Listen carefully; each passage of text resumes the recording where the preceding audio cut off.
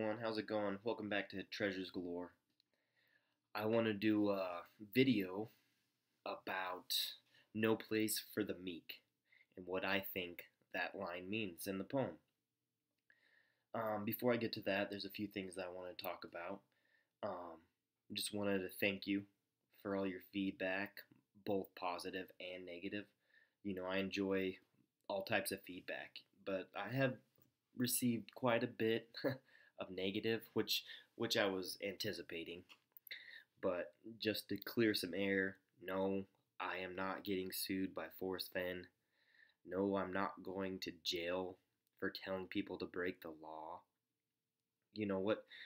These videos are strictly my opinion, and it's what I get from the books that Forrest Fenn wrote, the quotes that he's given us, the videos that he's given us, all this information. I try to compile it and study it, and then put something useful together while studying the poem and trying to correlate the two. If you go out and break the law, that's completely on you. And I've made that pretty clear that, I'm not telling anyone to do that. So just to clear that out of the air a little bit. Like I said, guys, these are just my opinions, and that's what they are, is opinions. Everyone has, everyone thinks, their ideas are really superb, and, I guess I'm no different, but that's why I keep asking for feedback. I love hearing what you guys have to say, whether you think I'm wrong or I'm right. But here's another thing about that is wrong and right. I mean, there's really no way to tell. Some person wrote me and said, "Oh, prove it. Prove that you're right." And I was like, "Well, I can't, right? Because I don't have the treasure chest. No one knows if they're right or wrong until they have the chest." So, unless I say something Forrest Fenn, hasn't stated, or I add something to what Forrest Fenn has stated, or go against what he said, then yes, absolutely tell me that I am wrong. But if I don't, then what we have here is a hypothesis to what, the answer could be to these things. So, alright, so now that I've addressed that, wanted to say thank you for 100 subscribers. That's awesome. I never imagined that this channel would come to that, but that's awesome, and I really appreciate it. I've had some people write me some good messages and, tell me how much they enjoyed my thoughts, so I figured I would make another one. So this video, if you can see, I've kind of changed it. I'm screen recording right now, so I'm moving up in the world. So, first off, I want to reiterate that I am a book purist, and I wanted to bring up this quote. "What tips do you have for those wanting to find the treasure?" And Forrest says, "Here is what I would do. Read my book in a normal manner. Then read the poem over and over, slowly, thinking. Then read my book again, this time looking for subtle hints that will help solve the clues." So, again, looking for subtle hints that will help solve the clues. So my take, that means that there are clues for each one of the hints in the poem. That's what I believe. And I believe there's even more than that. I believe that there's hints that help you for the whole poem. So anyways, let's go on to No Place for the Meek. Now, what is that? What is meek? People bring up Bible verses, the weak shall inherit the earth, and then, no place for a tamed horse, or, it's a scary place. But that kind of contradicts what Forrest has said in the past, because it's in a safe place, or a place where an 80-year-old man could go. So what does no place for the meek mean? Okay, so I want to go to the chapter. This is pretty obvious. But no place for biddies. Now, this chapter, the name of the chapter, directly correlates to a line in the poem saying, "No place for the meek. No place for the meek. No place for biddies."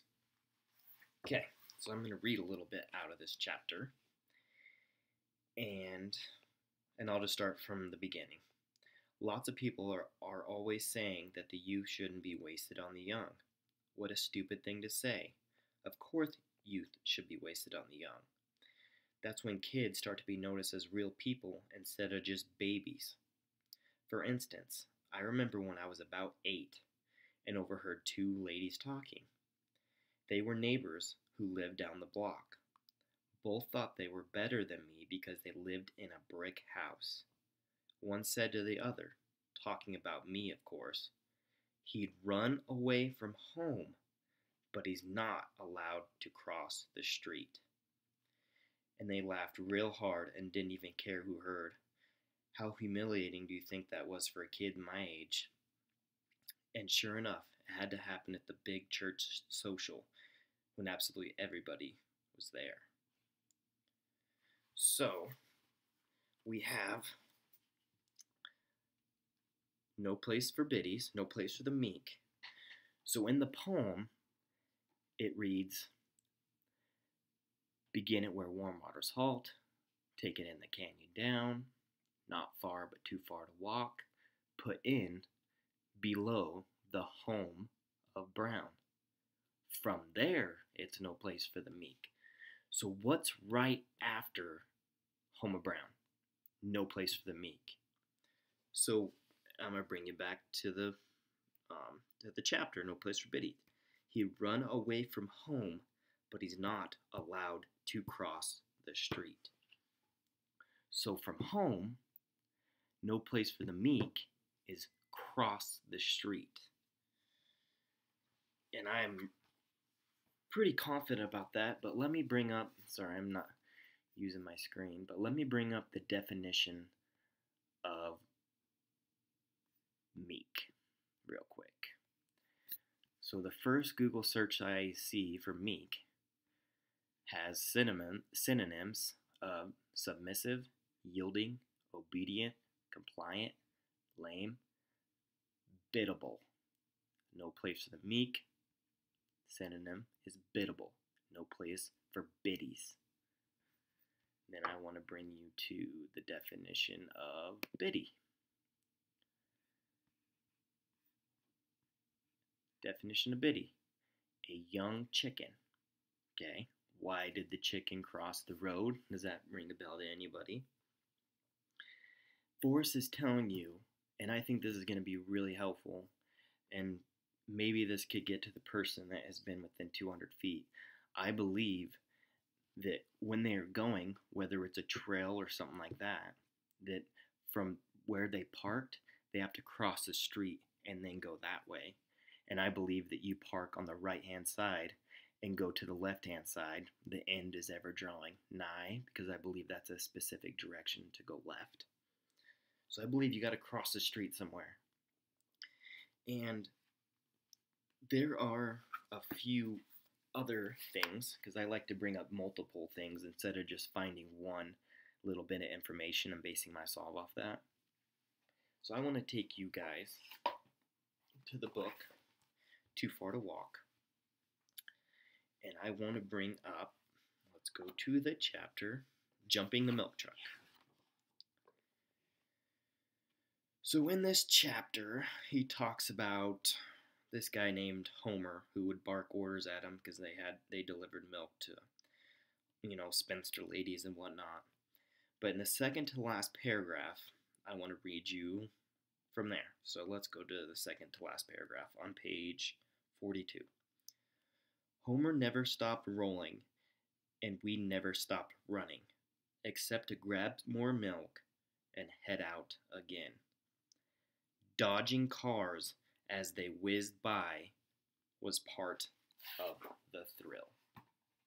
So dodging cars as they whizzed by was part of the thrill, as in the thrill of the chase. So now let me bring you back to No Place for Biddies. So I'll continue to read on the page of 20. Besides, I could cross the dumb street anytime I wanted to, and it was stupid of them to say I couldn't. I walked to school almost every day, didn't I? And cars were whizzing every which way, weren't they? But just to be safe, my mother always told me to wear clean underwear in case of an accident. She was smart like that, and I usually did what she said because I loved her so much. Okay, so we got, and cars were whizzing every way, weren't they, when he was crossing the street? And then we got, in Too Far to Walk, dodging cars as they whiz by was part of the thrill. Okay, so now let's go to a little more absurd or obscure hint, I believe, and I don't know. This is kind of iffy, and you can take this one, if you want or not. But let's go to Once Upon a While, and let's go to the chapter Rainy Night Blessings, and that is on page 76. So, he's talking, okay, so I'll just read in the middle of the page. I said my goodbyes to Peggy and told her not to worry about me. When I heard her front door reluctantly close behind me, it was dark and raining. I was alone, and Biloxi was more than 200 miles away, and worse, I didn't know what the bus fare was going to cost, but I was pretty sure I didn't have nearly enough. I held my suitcase over my head as a defense against the constant drizzle and started walking towards the bus station. As I walked, I heard voices coming from a little church just ahead. The front doors were open, and the incandescent lights were warm and compelling. When I stopped in, two ladies saw me dripping and rushed over. With a typical Cajun hospitality, they offered me coffee and a cookie. Okay, so I think this kind of hints back to the chapter No Place for Biddies, because there were two old biddies saying that he couldn't cross the street. So in this chapter, in Once Upon a While, there's two ladies, and they were at a little church. Well, where did the two old biddies tell him he couldn't cross the street? Well, is at the big church social, right? So you got two chapters where these two old ladies are at a church, and later in that chapter he talks about running to the bus station. So I have a few more things that I could bring up with this topic, but I'm gonna hold off for now. It would divulge too much into my current solve that I have, and it kind of ties in together, But I will. Let me bring up. No, I can't. Never mind. I can't do that. But maybe in a later video, I can bring up the two other things that I found in the book that correlate with this line of thinking for No Place for the Meek. I got on Facebook and asked what people wanted me to make a video about, and this guy named Scott said that I should stick to stuff that I know instead of asking for people, to give me ideas. And I completely agree with that, and I think I'm going to stick to that line of thought. Where warm waters halt was a very, popular topic to talk about, but that's the one topic that I really don't think I should talk about, because there's things in all three books and interviews that he's talked about that I think directly point you to a specific place and gives you a canyon and all the good stuff, right? So I'm going to hold off for that until I can mark off this solve if it doesn't pan out this next summer. So I'm going to hold off on that, but I will continue making videos on things that I've found in the book, and I think I still have a lot more content to talk about. Rodney Greenway, he made an interesting point on one of his videos, is that it's really hard to come up with stuff to talk about, right? It's really hard to come up with new information that hasn't been regurgitated throughout the community for years on end, and is the same thing talked about over and over again. And this topic that I'm talking about, No Place for the Meek, has been said in the forums before, but I don't, but not to the extent of what I have said.